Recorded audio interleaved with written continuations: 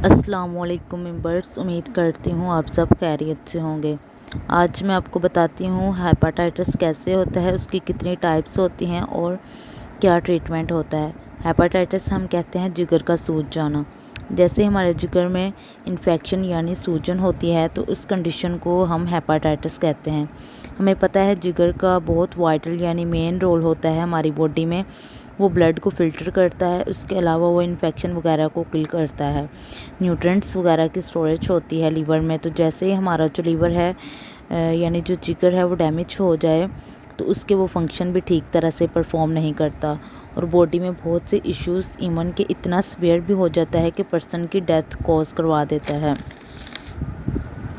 जिसमें हेपेटाइटिस की टाइप्स में बताती हूँ। हेपेटाइटिस की जो मेन है वो 5 टाइप्स होती हैं, A, B, C, D और E। जो सबसे सीवियर हेपेटाइटिस होता है वो हेपेटाइटिस सी होता है। इसकी कोई भी वैक्सीन नहीं होती, जबकि हेपेटाइटिस A और C जो है उसकी वैक्सीन होती है, वो रिकवर हो जाते हैं। मतलब कि अगर कोई ट्रीटमेंट ना भी दी जाए, मतलब कि अगर कोई बच्चा बाय बर्थ पैदा होता है तो डॉक्टर उसको कहते हैं कि हेपेटाइटिस हो गया है। अगर उसको सूरज की छुआएँ दी जाएँ डे टाइम, जब सूरज निकल रहा हो या जब सूरज गुरूब हो रहा हो, कुछ दिन तक उसको डेली दी जाए तो हेपेटाइटिस जो है वो रिकवर हो जाता है। जबकि हेपेटाइटिस सी के केस में ऐसा नहीं होता। हेपेटाइटिस सी वायरस की वजह से होता है। हेपेटाइटिस एक इंसान से दूसरे इंसान में इजीली मुंतकिल हो जाता है।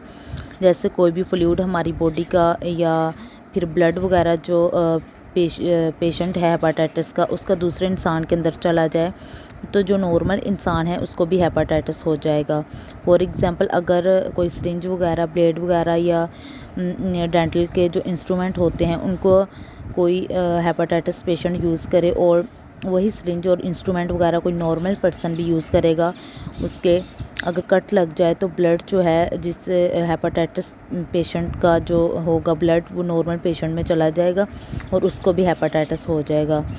अगर या फिर इंस्ट्रूमेंट वगैरह डेंटल के हेपेटाइटिस का जो पेशेंट है वो ट्रीटमेंट करवा के गया हो और इंस्ट्रूमेंट जो डेंटिस्ट ने आपकी ट्रीटमेंट के लिए यूज़ किए हों वो इन्फेक्शन आपके अंदर ईज़िली मुंतकिल हो जाएंगे और आपको भी हेपेटाइटिस हो जाएगा।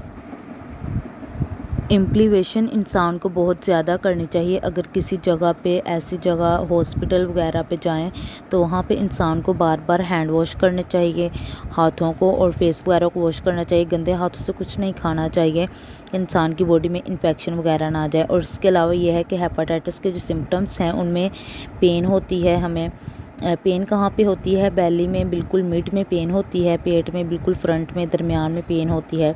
इसके अलावा हमें शोल्डर पे, कंधों में दर्द होती है और बैक पे भी दर्द होती है। 3 जगहों पे दर्द होती है, इसका मतलब है हेपेटाइटिस के अलामात हैं। इसके अलावा जो यूरिन है हेपेटाइटिस के पेशेंट का वो डार्क कलर का आता है।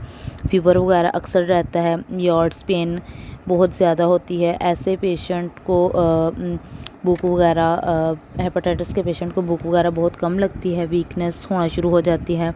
अगर कुछ खाए पिए भी तो वॉमिट आ जाती है, फिर दिल ख़राब होता रहता है। स्किन का जो कलर है वो भी पीला होना शुरू हो जाता है। स्पेशली जो आइज़ हैं, लिवर की एक डिजीज़ है जॉन्डियस का इन्फेक्शन है, तो इसमें आपकी आंखें जो हैं बहुत ज़्यादा पीली हो जाती हैं। और इसके अलावा इसमें जो हम ट्रीटमेंट के लिए यूज़ करते हैं वो एंटीवायरल, ऐसी मेडिसिन जो कि वायरस को किल करें, वो मेडिसिन हमें हेपेटाइटिस की ट्रीटमेंट के लिए यूज़ करते हैं।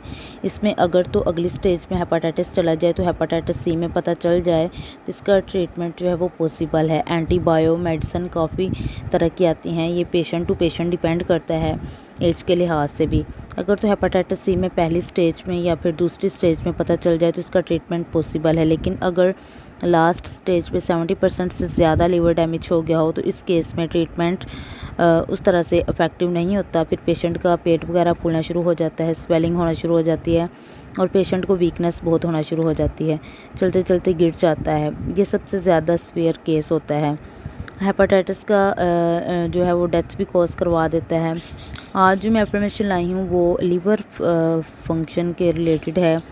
ये एफर्मेशन ऐसी फ्रीक्वेंसी को रिलीज़ करती है, जब आप एफर्मेशन सुनेंगे ये ऐसी फ्रीक्वेंसी को सिक्रेट करती है हमारी बॉडी में। वो फ्रीक्वेंसी जो आके लीवर की हेल्थ जो है उसको रेगुलेट करती है।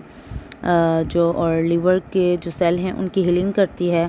اگر تو لیور میں کوئی بھی انفیکشن ہو، وائرل انفیکشن یا پھر ہیپاٹائٹس انفیکشن، تو اس کو بھی کل کرتی ہے. وہ لیور کی جو ہیلتھ ہے اس کو گڈ بناتی ہے، اس کے لیور کے جو فنکشن کو نارمل کر دیتی ہے اور اس کی ہیلتھ کو پروموٹ کرتی ہے. جو نیو ممبر ہیں اس چینل پہ وہ کائنڈلی چینل کو سبسکرائب کرتے ہیں، بیل آئیکن پہ کلک کرتے ہیں اور ہماری ویڈیو کو زیادہ سے زیادہ شیئر کرتے ہیں.